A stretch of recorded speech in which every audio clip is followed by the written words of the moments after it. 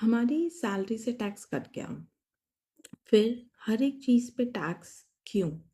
तो ये सवाल गलत है या सिस्टम गलत है? ये सवाल ऑलमोस्ट हर सैलरीड एम्प्लॉय के दिमाग में आता है। जब हमारी सैलरी से टैक्स कट गया है तो दोबारा हम टैक्स क्यों दें?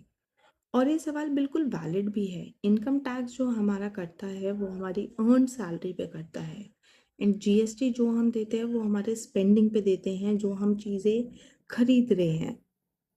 तो टेक्निकली गवर्नमेंट ये बोलेगी ये दोनों चीज़ें अलग-अलग हैं, कि आपका इनकम टैक्स अलग है, वो आपकी सैलरी पे कटा है जो आपने अर्न करा है, और जो आप चीज़ खरीद रहे हो वो जीएसटी है।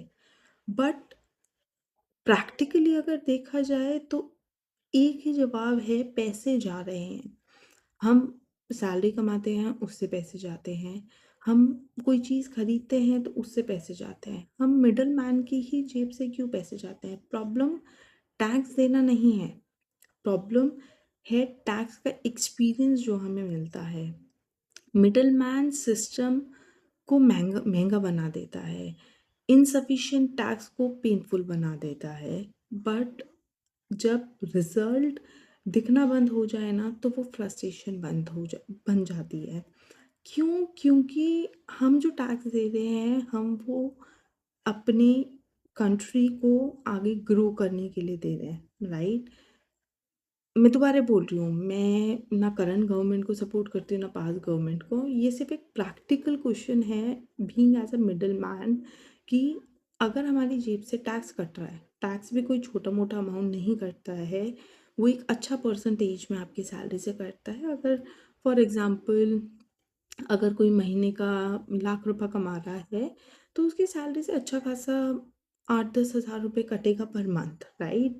अब मैं नंबर्स में थोड़ा गलत हो सकते हैं बट अप्रॉक्सिमेटली इतना ही कटेगा। तो मेरा क्वेश्चन ये है कि अगर हमारा अ, पैसा कट रहा है, ठीक है, पॉपुलेशन भी हमारा कम नहीं है। अगर हमारा टैक्स कट रहा है तो आप मुझे ये चीज़ बताइए वो पैसा जा कहाँ रहा है? अभी हाल ही में मैंने एक बताया था कि 3000 का एक मॉन्यूमेंट बना है। अच्छी बात है, ग्रोथ हुई है, बट उसी 3000 करोड़ रुपए में हम गवर्नमेंट हॉस्पिटल बना सकते थे, हम गवर्नमेंट स्कूल को इंफ्रास्ट्रक्चर अच्छा कर सके थे, बहुत सारी चीज़ें डेवलपमेंट की हो सकती थी, ठीक है? आप एक चीज़ ये समझिए कि हमारे जितने बड़े-बड़े लोग हैं, जितने मिनिस्टर्स हैं, एजुकेशन का मिनिस्टर का अगर हम बच्चों की बात करें, वो यहाँ पे नहीं पढ़ते हैं।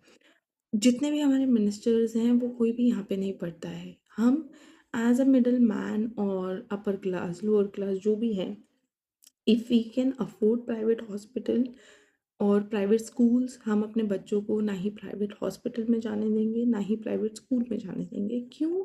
क्योंकि हमें वहाँ का हाल पता है। डेफ़िनेटली जो लोग अफ़ोर्ड नहीं कर सकते हैं, वो लोग तो वहाँ पे जाते हैं, ठीक है? बट अगर कोई अफ़ोर्ड कर सकता है, तो हम नहीं जाते हैं। क्यों? बहुत सिंपल सा है, क्योंकि वहाँ पे हमें लगता ही नहीं है। फॉर एग्ज़ाम्पल अगर मैं एग्ज़ाम्पल लूँ, जैसे हमारे यहाँ का दिल्ली में है सफदरजंग हॉस्पिटल, एम्स हॉस्पिटल। अब तो फिर भी बहुत क्लीननेस होने लग गई। When I used to be like 2-3 years back, अगर बात करें, आप वहाँ पे सर्वाइव नहीं कर सकते हो, आप खड़े नहीं हो सकते हो। तो ये बात सिर्फ़ इतनी है कि अगर हम टैक्स दे रहे हैं, तो हम उसका रिज़ल्ट क्यों नहीं दिखता है? और जब रिज़ल्ट नहीं दिखता है ना, तो हम फ्रस्ट्रेशन हो जाते हैं। इसलिए सैलरी क्लास को लगता है कि सिर्फ़ वो टैक्स पे करने के लिए काम कर रहा है। उसकी खुद की फुलफ़िल विशेज़ कुछ भी फुलफ़िल नहीं हो पा रही है। अगर टैक्स का रिज़ल्ट विज़िबल होता है ना, तो हमारे स्कूल्स जो हैं वो स्ट्रॉन्ग होते, हॉस्पिटल्स जो हैं वो अफ़ोर्डेबल होते, और हमारा कितनी सारी चीज़ें हैं इंफीरियर में जो हमारा अच्छा होता। तो सवाल कम होते हैं अगर ये सारी चीज़ें ठीक होती। सवाल टैक्स का नहीं है, सवाल है सिर्फ़ एक ट्रस्ट का। और जब ट्रस्ट टूटता है ना, तो हर टैक्स ज़िंदा लगता है कि हम पे ही क्यों कर रहे हैं। अगर आप भी सैलरीड एम्प्लॉय हो और ये सवाल आपके दिमाग में भी आया है, तो आप इसे लाइक, शेयर एंड कमेंट कर दो एंड बताइए कि आपकी ओपिनियन में क्या होना चाहिए और क्या नहीं होना चाहिए।